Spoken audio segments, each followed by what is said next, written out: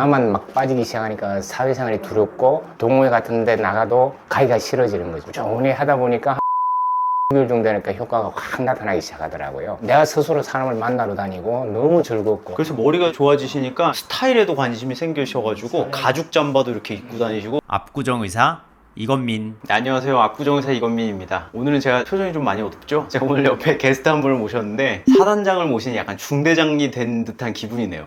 사단장님이세요? 아, 그건 아니고 저희 장인어른이십니다. 와, 반갑습니다. 네, 안녕하세요. 반갑습니다. 네. 근데 오늘 장인어른을 왜 모신 거예요? 사실 저희 장인어른이 저한테 이제 탈모 치료를 받고 지금 굉장히 거의 10년 이상 젊어지신 회춘을 경험하신 분입니다.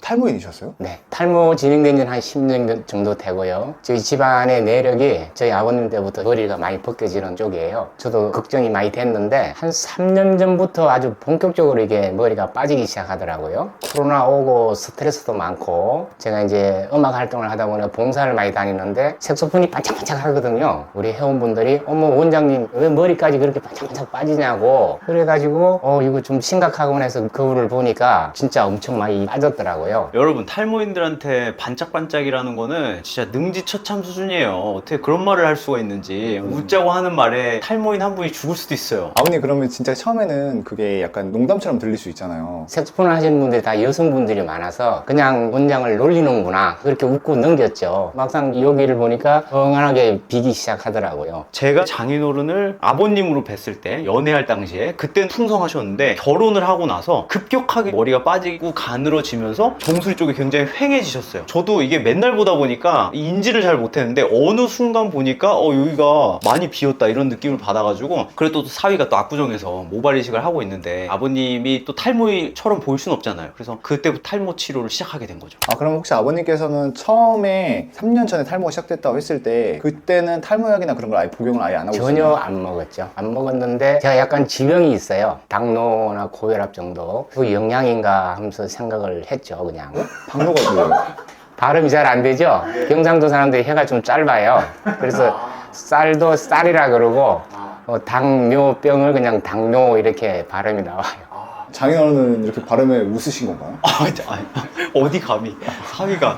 근데 지병으로 인해서 머리가 빠지는 거라 처음에 생각을 하셨던 건가요? 그렇죠. 그렇게 생각했죠. 진짜 이게 탈모가라고 생각을 하게 되신 이유가 있으세요? 당뇨로 인해서는 조금씩 빠졌는데 어느 순간에 머리를 감으면 한 움큼씩 그냥 떨어지는 거예요. 집안 유전인가 저희 아버님이 거의 다 대머리 쪽이시거든요. 네, 저 학원 원장을 하고 있어요. 제가 동호회를 여러 군데 다니는데 가는 곳마다 직책이 원장인데 원장님 왜 이렇게 머리가 요즘 쑥쑥 빠져요? 뭐 고민이 있으세요? 하고 막 그렇게 하길래 제가 좀 심각한 걸 느꼈죠. 그때부터. 네. 개인적으로 아버님께 궁금한 게 처음에는 내가 탈모인지 인지를 못 하셨잖아요. 그렇죠. 근데 이제 내가 진짜 탈모라는 걸 심각성을 깨달았을 때 네. 그냥 환자 입장에서 어떤 생각이 제일 먼저 들었어요? 비참했죠. 왜냐면 내 또래 친구들이 이제 공직자도 있고 한데 전부 풍성한데 나만 막 빠지기 시작하니까 사회생활이 두렵고 동호회 같은 데 나가도 가기가 싫어지는 거죠. 그래서 집에서만 또 돌게 되고 이게 좀 우울증 같은 것도 좀 증세가 동반이 되고 그 정말 머리가 조금씩 빠지면서 빠지니까 심각했죠. 이게 남자들은 이 외모에 있어서 이 머리의 중요성이 정말 큽니다. 제가 옛날 영상에서도 나이 드신 분들도 머리 때문에 우울증 온다고 제가 얘기했었던 적이 있었거든요. 그리고 최근에 83세 환자분을 수술한 적이 있어요. 80이 돼도 머리는 남자한테 중요하다. 근데 원장님 지금 보면 처음에 저희 아버님께서 처음에 인지를 못 하셨잖아요. 그쵸. 탈모가 시작됐는데 많은 환자분들이 이런 실수를 저지르시나요? 맞아요. 사실 이게 탈모인들이 나도 모르게 이렇게 됐다 이런 표현을 쓰시는 분들이 굉장히 많거든요. 탈모라는 게 막 하루아침에 이렇게 머리카락이 얇아져가지고 막 두피가 비치고 이렇게 되는 게 아니라 몇 년에 걸쳐가지고 이렇게 서서히 진행이 되다 보니까 그냥 처음에는 요즘 왜 이렇게 많이 빠지지? 그냥 스트레스 받았나? 이렇게 생각하다가 또 다음에 되면은 이제는 머리 빠지는 건데 왜 이렇게 자꾸 두피가 비치지? 그러다가 보면은 아예 다 밀려있고 이제 뭔가 좀 심어야겠네 이런 때 이제 병원에 찾아오시게 되죠. 그럼 그때는 이미 늦은 건가요? 그쵸. 그러면 이렇게 아버님이 딱 시작이 됐을 때 우리가 뭐든지 병에는 골든타임이라는 게 있잖아요. 그렇죠. 탈모인에게서 골든타임은 어느 때예요? 원장님이 생각하시기에? 일단 모낭이 죽기 직전 남아있을 때 모발 이식은 다 민머리가 돼야지만 돼요. 그러니까 모낭이 죽어서 그 자리에 모낭이 없고 머리카락이 없을 때 그때는 이제 모발 이식을 할 수 있는데 저희 장인어른은 머리카락은 남아있으되 모발이 얇고 가늘어진 그런 상태일 때 제가 발견을 해가지고 아버님 탈모 치료를 좀 하셔야겠다 이렇게 말씀을 드렸던 거죠. 근데 여기서 좀 시청자분들 궁금할 것 같은 게 네. 탈모 유전력이 있다고 했잖아요. 네. 근데 20, 30대 때부터 우리 집은 탈모가 있으니까 탈모가 올 거야 라는 그런 걱정, 준비 그런 걸 하진 않으셨었나요? 고민을 많이 했죠. 자연스럽게 나이 들어가는구나, 빠진 대로 살자 하는 방법이 하나 있었고, 또 이걸 좀 고민을 심하게 하게 된 동기가 둘째가 이제 곧 결혼을 해요. 사돈혼을 뵙게 될 텐데 그때에 대해서 또 머리가 다 이리 빠져서 그렇게 상견례를 하게 되면은 상당히 조금 고민이 좀 심각하게 되더라고요.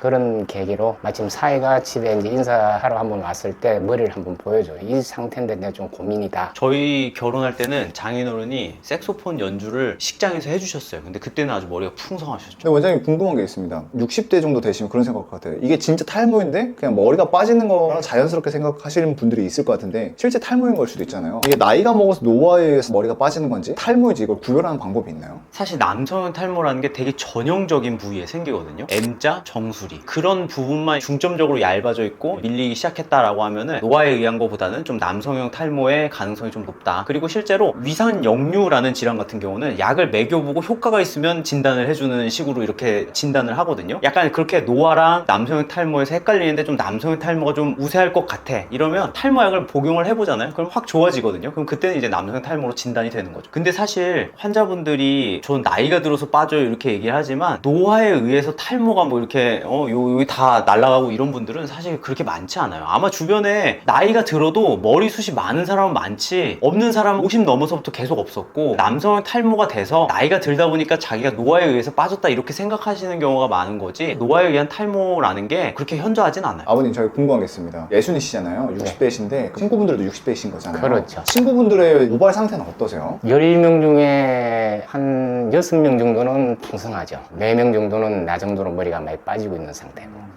모발 쪽은 탈모 아니면 흰머리 이 두 개인데 나이 들어서는 오히려 탈모가 없다면 흰머리를 좀 걱정하는 나이가 60대입니다. 아버님 그러면 탈모가 시작됐다고 했을 때 경술에서 어디 부분이 제일 먼저 빠진다고 느껴지셨나요? 여기가 이제 정수리면 여기 프론토잖아요. 프론토 부분이 거의 비어 있어요. 여기가 거의 비어 있어 가지고 아주 가발까지 할까 하는 고민까지 할 정도로 비어 있었어요. 여기. 머리 감을 때마다 이렇게 빠졌던 거예요? 머리 감아도 쑥 빠지고요. 그냥 아침 일어나면 잡으면 쑥쑥쑥 빠졌어요. 제가 진단을 해볼 때는 환자분들은 육안으로 보이는 거 위주로 이제 말씀을 하시다 보니까 이쪽이 좀 많이 그렇다고 장인어른께서 느끼셨는데 제가 그때 진단할 당시에는 아버님은 이제 여기가 그렇다고 했지만 사실 M자 쪽부터 얇아져가지고 이렇게 쭉 올라가서 한 요 정도까지는 얇아졌고 여기가 다 이제 힘이 없이 되게 가는 머리였어요. 근데 지금 아버님은 흰머리도 있고 이래가지고 지금 그런 거지 현재 가까이서 보면 아주 빽빽합니다. 이 정도면 M자 탈모가 아니지 않나요? 아버님은 약간 전형적으로 뭐가 아예 빠져서 없는 것보다는 모발들이 전체로 좀 가늘어진 게 가장 큰 고민이셨어요. 정수리 쪽도 요 가마를 중심으로 해서 여기가 많이 얇아져가지고 가늘어져서 두피가 많이 비치는 그런 상황이었습니다. 그럼 아버님 유전력이라고 하셨는데 몇 살 때부터 약간 머리가 가늘어진다고 느껴지신 적이 있으세요? 젊었을 때는 전혀 없었어요. 59살까지도 그런 게 없었어요. 지금 우리 형님이 66인데 지금부터 조금씩 빠지기 시작하고 있더라고요. 그 저희 아버님은 거의 다 앞쪽이 다 빠지시고 이 삼촌도 대구에 계시지만 그분들도 전부 다 지금 70인데 싹 다 빠져 있는 상태. 그럼 아버님 같은 경우에도 젊으셨을 땐 괜찮다가 좀 나이 드셔서 갑자기 이렇게 그렇죠. 되셨어요? 본격적으로 된 게 이제 57 정도? 그때부터 이제 뭔가 조금 빠지는 느낌? 그럼 원장님 궁금한 게 있습니다. 아까 장인어른의 아버님께서도 50대 후반부터 빠졌댔잖아요. 그러다 보니까 장인어른도 50대 후반, 삼촌도 그렇게 비슷한 시기에 형님도 빠졌다고 하는데 그러면 만약에 아버님이 30대에 빠지기 시작했다. 그럼 나도 30대에 빠질 확률이 높아지는 건가요? 그렇죠. 꼭 아버지랑 똑같이 가는 건 아닌 게 어머니한테도 유전자를 절반을 가져오기 때문에 아빠의 탈모 경향을 이제 따라가진 않지만 그래도 가장 높은 가능성으로 그렇게 비슷하게 발생할 가능성이 높다 이렇게 보면 되죠. 지금 아버님 머리를 보면 되게 풍성해 보이시잖아요.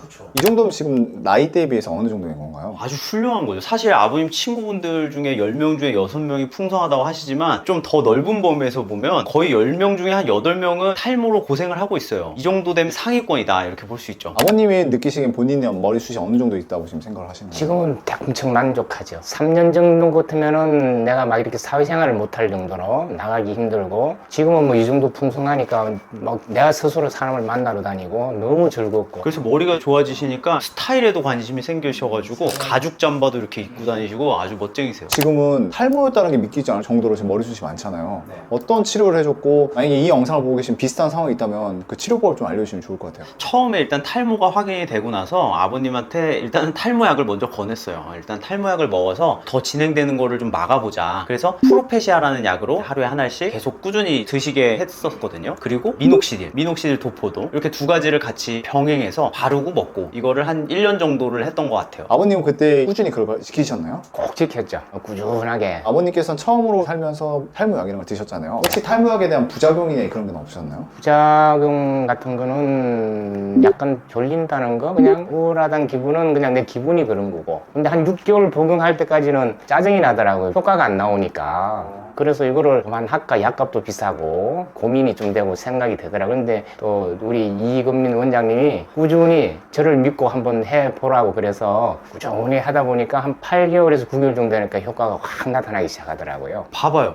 이게 사위가 모발이식 병원장인데도 6개월 가가지고 포기하려고 하는 그런 마음을 먹었다고 하잖아요. 근데 의사가 뭐 주변에 없어. 그러면 이게 먹어도 티도 안 난단 말이에요. 6개월 동안은. 자의 중단이 엄청 많아요. 그리고 저희 장인어른도 아까 부작용 관련해서 얘기하셨는데 브레인포그라고 뭐 저도 겪었던 거거든요. 약간 머리가 멍하고 약간 좀 처지는 감이 있어서 뭔가 우울한가? 근데 실제 감정은 또 그렇진 않고 약간 그런 비슷한 증상을 느끼는데 이게 한 6개월에서 8개월 정도 복용하면 그런 건 다 사라지기 때문에 처음에 생겼다고 해서 막 겁먹고 바로 덜컥 끊기보다는 그냥 쭉 지속하다 보면 효과가 나오기 시작해요. 그리고 부작용은 줄어들기 시작하고. 아버님은 한 언제 때부터 그게 딱 사라지기 시작했어요? 그런 우울감이나 졸림감이 그런 게 사라지기 시작한 게? 한 3개월 정도 복용했을 때 약간 오더라고요. 지금은 그리고 이제 없으세요? 지금 전혀 없죠. 그리고 올 때 제가 운동으로 그걸 극복을 했어요. 운동으로. 제가 배드민턴도 치고 조깅도 하고 하니까 약간 우울감인가 멍한 걸 그걸로 극복을 했고, 그걸 꾸준히 약은 이제 복용을 지금 하고 있는 상태고. 그럼 그렇게 해서 1년 동안 복용한 다음에 이렇게 형성해 주신 건가요? 그건 아니고 사실 이제 한 8개월 정도가 지나니까 어느 정도 반응은 있긴 했는데 프로페시아의 목적은 더 진행하지 말라고 먹는 거지 막 이걸 먹는다고 막 엄청 드라마틱하게 풍성해지고 그런 건 아니에요. 그래서 장인어른도 이게 좋아지긴 한 것 같은데 좀 아쉽다 사위야 그런 얘기를 많이 하셨어요. 아 정말 그러셨어요? 네, 그랬죠. 그래서 그러면 더 특효가 하나 있는데 좀 해보시겠어요? 아프긴 한데 이렇게 말씀을 드렸더니 장인어른이 아파? 이러면서 그래도 풍성해지고 싶으세요? 이러니까 그렇다고 하셔가지고 저랑 6개월간의 주사 치료에 돌입을 하게 됐어요. 그리고 나서 2-3주 간격으로 치료를 하게 되고 치료가 끝나고 이제 이 상태가 되신 거죠. 그래서 우리가 정리를 하자면 저희 장인어른께서는 프로페시아라는 약으로 저지선을 형성을 한 거예요. 더 이상 진행하면 안 되니까. 그리고 나서 주사 치료라는 핵폭탄으로 탈모란 적을 무너뜨린 거죠. 그래서 현재 이런 아주 완벽한 상태 꽃중년이 되신 겁니다. 만족스러우세요? 만족하죠. 그러면 지금 아버님은 어떤 치료를 계속 하고 계시는 거예요? 프로페시아 하나를 매일매일 드시고 있고 미녹시딜 도포를 하루에 한 번만 하고 계시고요. 주사 치료를 저랑 같이 3주 간격으로 메인 성분은 이제 보톡스 저희가 주사 치료 영상을 찍은 것처럼 그 프로토콜 그대로 진행을 하고 계시고 현재는 치료는 종료된 상태입니다. 그래서 오늘 아버님을 모신 이유도 아버님이 또 이제 유지 치료를 받으시기 위해서 내원하실 때가 또 되셨어요. 그래서 오신 김에 제가 이따 2부에서 실제 아버님이 받았던 주사 치료를 저희 구독자분들한테 보여드리는 목적으로 이렇게 한번 영상에 담아보려고 하고 있습니다. 아버님 이거 알고 오신 거예요? 아니요. 그냥 사이가 짜장면 사준다고 하면 들르라 그랬어. 압구정 의사 이건민. 아버님 제가 개인적으로 궁금한 게 있는데 저희 환자분들도 이런 되게 비슷한 상황을 많이 경험해서 보통 6개월 정도 먹으면 원장님 효과 하나도 없어요 저 끊을까 봐요 막 이러면서 고민을 많이 해요. 근데 사실 머리가 이제 없으니까 죽고 싶다 그래서 그걸 해결해 달라 그래서 탈모약을 처방을 받은 건데 6개월밖에 안 돼가지고 이걸 중단하는 사람들의 심리는 뭐죠? 제가 생각하기에는 환자의 무지라고도 볼 수 있겠죠. 왜냐하면 우리가 이제 허리가 아프든지 뭐 감기가 걸리면은 가서 약을 처방하면은 3일 만에 쑥 낫고 허리 같은 거 아플 때도 주사를 맞으면 안 아프잖아요. 탈모약도 먹으면 금방 나는 줄 알았죠. 상식이 없으니까 이거 약 처방하면 뭐 한 2-3개월이면 쑥쑥 나겠구나 이런 생각을 거의 많이 가지고 있어요.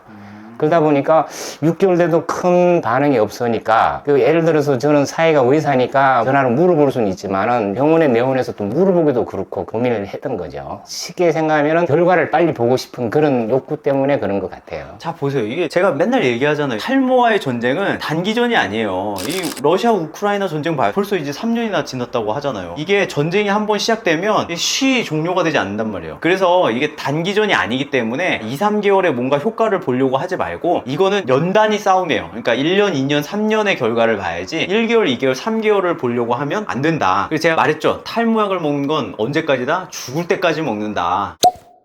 아버님 이제 마지막으로 영상을 보고 계신 탈모인분들에게 한 말씀 해주고 싶은 게 있으실까요? 일단 의사를 믿어야 되겠다. 저도 제 사이가 의사지만 6개월 정도 지났을 때 효과가 없어서 딸한테 잔소리를 좀 많이 했어요. 야, 딸 이거 계속 해야 되나? 그랬더니 사이가 전화가 와서 아버님 믿고 1년만 기다려보세요. 꾸준히 가야 됩니다. 탈모약 복용으로 부작용이 있고 이렇게 좀 두려워하시는 분들이 있을 텐데 저는 이런 식으로 극복을 했어요. 제가 배드민턴을 한 11년째 치고 있는데 탈모가 시작할 때는 사실 한 2년 동안 배드민턴을 못 나갔어요. 보는 사람마다 원장님 머리 왜 그래요? 뭐 그래 하니까 되게 위축이 되고 하는데 그 부작용을 운동으로 많이 극복을 하였습니다.